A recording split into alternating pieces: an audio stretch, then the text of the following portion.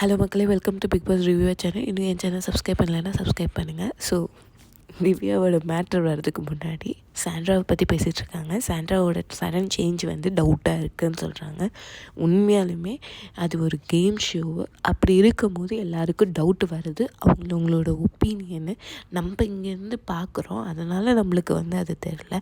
But உண்மையிலுமே அங்கே இருக்கும் போது நம்மளுக்கு டவுட் வரும் தான். அதே மாதிரி சாண்ட்ரா வந்து அவங்களோட பாயிண்ட்டை அவங்க சொல்கிறாங்க. பட் எனக்கு தெரிஞ்ச சாண்ட்ரா பாயிண்ட்டும் ஓகேவாக தான் இருக்குது. உண்மை என்னங்கிறது போக போக தான் தெரியும். நம்மளுக்கு இப்போதைக்கு தெரியாது. அவங்க டவுட் படுறது நியாயமான விஷயந்தான் எனக்கு தோணுச்சு. நெக்ஸ்ட்டு விக்ரம் வந்து அந்த இடத்துல ஒரு என்ன சொல்கிறது, ஒரு சாஃப்டாக ஒரு கைண்டு பர்சனாக அவர் வந்து எனக்கு பிடிச்சிருக்கு. அவங்க இப்போ சிரிச்சிட்ருக்கிறதுன்னு சொன்னது வந்து எனக்கு ரொம்ப பிடிச்சிருந்துச்சு. ரொம்ப அழகாக அவர் வந்து உண்மையாலுமே அன்பானவர் அப்படின்னு எனக்கு தோணுச்சு.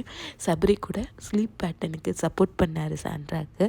அண்ட் திவ்யா வந்து எனக்கு சுத்தமாக ஒட்டவே இல்லை. அவங்கெல்லாம் இங்கே வந்திருக்கவே கூடாது அந்த மாதிரி ஒரு இது சொன்னாங்க. ஆனால் கனித்துரும் அந்த மாதிரி வார்த்தைகள் பேசலை. அவங்க டவுட்டாக இருக்குதுன்னு மட்டும்தான் சொன்னாங்க. ஆனால் திவ்யா வந்து எனக்கெல்லாம் அவங்கெல்லாம் எதுக்கு தான் வந்தாங்க, வந்திருக்கவே கூடாது அப்படிங்கிற மாதிரி ஒரு டோனில் போனாங்க. எனக்கு அது வன்மம் வந்து நிறைய இருக்குது திவ்யாக்குள்ளார. பட்டு அப்கமிங் வீக்ஸில் அது வெளியே வரும்னு தோணுச்சு.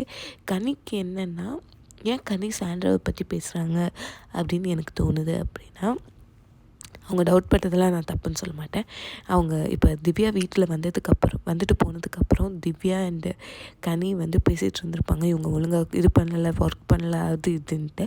அப்போயே எனக்கு என்ன தோணுச்சுன்னா, வாண்டடாக வந்து அவங்க சண்டை இழுக்கணும்னு நினைக்கிற மாதிரி தான் தோணுச்சு. ஸோ கனிக்கு வந்து என்னென்னா, சாண்ட்ராவை தான் நம்ம அப்போஸ் பண்ணணும், சாண்ட்ரா அப்போஸ் பண்ணால் நம்மளுக்கு வந்து வெளியே ரீச் ஆகும் அப்படிங்கிற ஒரு தாட் வந்துருச்சோன்னு எனக்கு தோணுது விஜய் சொன்னதுலேருந்து. அண்டு திவ்யாவுக்கு வந்து ஆரம்பத்துலேருந்தே பிடிக்காது. எப்படியாச்சும் வந்து சாண்ட்ராவை வெளியே போக வைக்கணும் அப்படிங்கிறது தான் அவங்களோட மெயின் மோட்டிவாக இருக்குது. ஃபஸ்ட்டு பர்ஃபார்மர் நாமினேட் பண்ணது அவங்க நல்லா பேசிகிட்டு இருக்கும்போதே அங்கே 3 பேர் உட்காரும்போது சாண்ட்ரா வெளியே போகணுன்னு நினச்சது. பிரஜன் போனும்போது அழுவவே இல்லை, ஆதிரைக்கு அழுதாங்க. ஆனால் பிரஜனுக்கு அழுவவே இல்லை. அவ்வளோதான் பாண்டுங்கிற மாதிரி இருந்துச்சு. அப்புறம் அவங்க குழந்தைங்க வந்தபோது நான் 4 to 5 days தான் வெளியே வந்துடுவாங்க அப்படின்னு சொன்னாங்க. ஸோ இதெல்லாம் பார்க்கும்போது திவ்யாக்குள்ளார ஒரு வன்மம் இருக்குது. அது கூடிய சீக்கிரம் வெளியே வருங்கிறது வந்து நல்லா தெரியுது. ஸோ இதை பற்றி உங்கள் கருத்து என்னென்னு நீங்கள் சொல்லுங்கள் மக்களே. Like, share and subscribe my channel. Thank you.